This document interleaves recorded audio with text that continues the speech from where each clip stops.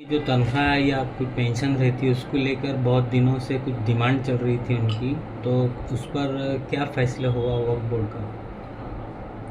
इमाम का और मौज़म का जो इशू था 2015 से बोर्ड के सामने पेंडिंग था, लेकिन कुछ फाइनेंशियल वजूहत की वजह से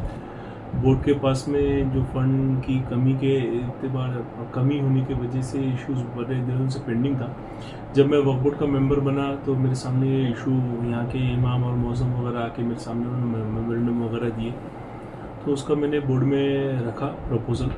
सीओ साहब से, चेयरमैन साहब से गुजारिश करा कि भाई ये इमाम और मौज़म के लिए बहुत ज़रूरी है, क्योंकि आज हमारा माशरा मस्जिद से ही जुड़े हुआ है। तो बेचारे इमाम लोग को कोई दूसरी सोर्स ऑफ इनकम वगैरह नहीं होती। बोर्ड में रखा मैंने, जिसके अंदर सीओ साहब का, चेयरमैन साहब का ये बोलना था कि भाई आज थोड़ा सा फंड का इशू से अपन अगली बोर्ड मीटिंग में इसको फाइनल करते हैं, लेकिन सारे बोर्ड मेंबर्स ने बोला कि भाई अपन दूसरे अखराजात को कम करते हैं और अपन इसको ये इमाम का और मौज़म का जो मसला है इसको पहले हल करते हैं बोल के। फिर बाद में चेयरमैन साहब ने, सीओ साहब ने और हमारे बोर्ड ने और डिप्टी सीओ साहब ने, सुप्रिटेंडेंट साहब ने सारी चीज़ों का एनालाइज करने के बाद में बोला कि हाशमी साहब ठीक है, आज अपन इसको, जो मेरा मुताबिला ये था कि भाई 15,000 या 15,000 के ऊपर होना चाहिए बोल के। तो बोर्ड ने ऐसा डिसाइड किया कि भाई आज 15,000 तो नहीं देते, आज हम इसको 12,500 रुपये इमाम के लिए करते और जो 6,000 रुपये मौज़म के लिए थे वो 1,000 रुपये करते, और बाकी जो दूसरे स्टाफ है मस्जिद का उसके अंदर हमने एक 25% का इजाफा किए। तो अल्हम्दुलिल्लाह कि बोर्ड की, चेयरमैन की और दूसरे स्टाफ की मेहनतों की वजह से आज इमाम का मसला हल हुआ। इंशाल्लाह ये महीने से उनको जिसको 10,000 रुपये मिलते थे आज उनको 12,500 रुपये मिलेंगे, और जिनको 6,000 रुपये मिलते थे उनको 7,000 रुपये। नहीं, इससे पहले भी ये सारा बहुत सालों से पेंडिंग था, लेकिन आपने जो कोशिश की, क्या है उसका राज,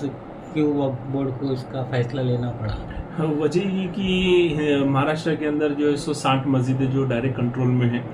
तो तकरीबन ज़्यादा मस्जिदें औरंगाबाद में है। अब चूँकि मैं औरंगाबाद से बोर्ड मेंबर हूँ, तो लोकल का हूँ क्या मैं बोर्ड मेंबर, तो बोर्ड के ऊपर एक प्रेशर बोलो या फिर एक वो डालना पड़ा मेरे को कि भाई मेरे लोकल के लोग हैं,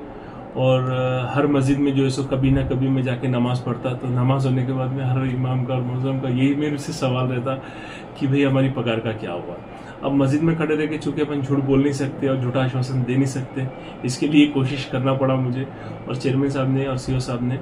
और दीगर बोर्ड मेंबर ने और डिप्टी सीओ ने इसका साथ दिया, और अल्हम्दुलिल्लाह मेरी मेहनतों को उन्होंने या फिर मेरी गुजारिश को उन्होंने कबूल किया, और अल्हम्दुलिल्लाह जो 9 साल से मामला पेंडिंग था वो मुकम्मल हुआ। एक आखिरी है नेशनल इशू का। केंद्रीय अल्पसंख्यक मंत्री किरेन रिजिजू यहाँ जब आए थे अभी, उन्होंने वक्फ अमेंडमेंट बिल की खूबियाँ गिनाए थे मुसलमानों के लिए, उसके लिए क्या बहुत ज़रूरी और अच्छा है बोल के। क्या लगता है आपको उनके बयान? देखिए, अभी ये जो किरण रिजिजू साहब जब आए थे तो अल्हम्दुलिल्लाह अल्लाह का एहसान रहा कि वो मेरे साथ में थे दिन भर, हमने लंच भी किया और डिनर भी साथ में किए। तो उनका यही बोलना था कि भाई जो वक्फ अमेंडमेंट बिल है ये मुसलमानों के हित में है। तो हमारा ये बोलना था उनको कि हमने बहुत सारे सजेशंस दिए कि भाई आप अमेंडमेंट लेके आ रहे, हमको कोई उससे परेशानी नहीं है, लेकिन हमारी भी कुछ चीज़ें हैं वो अमेंडमेंट के अंदर, जो आपका प्रपोज अमेंडमेंट है वो अमेंडमेंट में हमारी जो सजेशंस है उसको मानते हुए आप वो अमेंडमेंट, नया कोई अमेंडमेंट बिल तैयार करो, या दोनों हमारी जो प्रपोजल है हमारा या सजेशन है और आपका जो प्रपोज अमेंडमेंट है वो दोनों को मैच करके या दोनों को मिक्स करके एक नया बिल पेश करो जो समाज के अंदर जो एक नैरेटिव है या लोगों के अंदर एक भ्रम है कि ये नुकसानदेह है, तो वो दोनों का बिल बनाने के बाद में जो बिल बनेगा तो इंशाल्लाह वो चीज़ लोगों का भ्रम भी और एक खौफ जो लोगों के दिल में हुआ है वो दूर हो जाएगा। नया वक्फ बोर्ड का ऑफिस कब देखने को मिलेगा औरंगाबाद में? बहुत सालों से चल रहा है, वो निधि भी आ रही है, वो कहीं खर्च नहीं हो रही है, ऐसा भी सुनने में आ रहा है। फिर जगह का मसला है, आप कभी आम खास मैदान में बोलते हो या कभी और का जगह ढूंढ रहे हैं, या अभी फैसला ही नहीं हुआ? नहीं, फैसला हो चुका, और मैं जो है सो हमारे सत्तार साहब जो माननीय मंत्री हैं हमारे माइनॉरिटी डिपार्टमेंट के, मैं उनका शुक्रगुजार हूँ कि उन्होंने जितनी मेहनत आज तक के इतिहास के अंदर, वक्फ बोर्ड जब से इस्टेब्लिश हुआ बहुत सारे मिनिस्टर्स ने जो है सो मेहनत लिए, काम भी किए, लेकिन सत्तार साहब के जैसी मेहनत और काम लेने वाला मिनिस्टर मैंने मेरी ज़िंदगी में नहीं देखा। उन्होंने अगर कोई चीज़ का अहद कर ले तो वो अहद पूरा करके ही दम लेते। इत्तेफाक ऐसा हुआ कि अभी गवर्नमेंट का कुछ वक्फा थोड़ा सा बच गया और उनकी ये चीज़ नॉलेज में गई।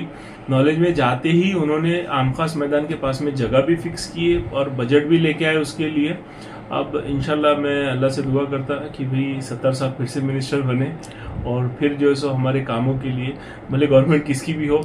मिनिस्टर वो बने लेकिन चाहता हूँ कि वो मिनिस्टर बने और मिनिस्टर बनने के बाद में वो हमारे जो सो आम खास मैदान के पास में जो जगह के ऊपर उन्होंने फंड लेके आए, वो फंड के अंदर इंशाल्लाह अगर उन्होंने मिनिस्टर बने तो 6 महीने के अंदर आपको ऑफिस वहाँ पे खड़े हुए मिलेंगे।